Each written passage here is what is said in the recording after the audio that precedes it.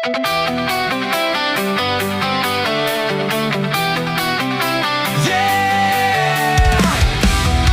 Holo Zulu, May 19, 2025, Siberian Lion Chapter, Tres Cantos, Philippines. Let's go!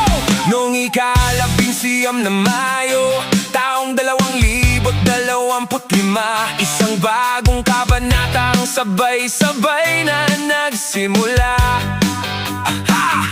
Sa puso ng Holo Zulu, matatagang paninindigan, pagkakaisad ang alang aming pangunahing sandigan. Pinamumunuan ni Sole Ricky Pianong, sa bawat hakbang ay may tibay na baon. Katiwala ni Sole Powder, hiram sa adhikain, disiplina at respeto ang laging panuntunin. Hindi umatras sa hamon ng panahon, mas matatag habang lumalakas ang bawat taon. Hunters ng Holo ang tawag sa aming pangalan, laging handa sa serbisyo para sa samahan. Kapag kami sama-sama, walang imposible, bawat miyembro'y determinado at responsable. Mula umaga hanggang gabi, walang bibitiw, Siberian Lion Chapter, tagumpay ang sisibo.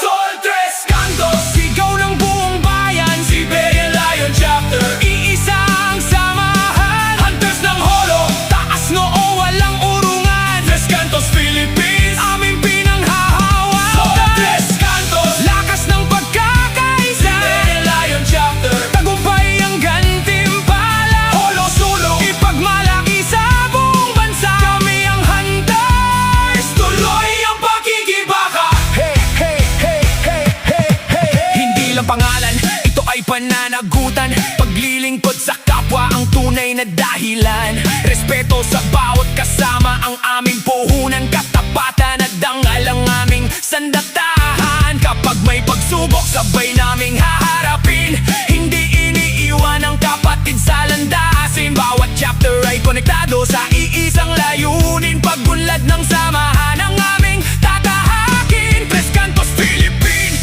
patuloy ang pagbangon, mula Luzon, Visayas hanggang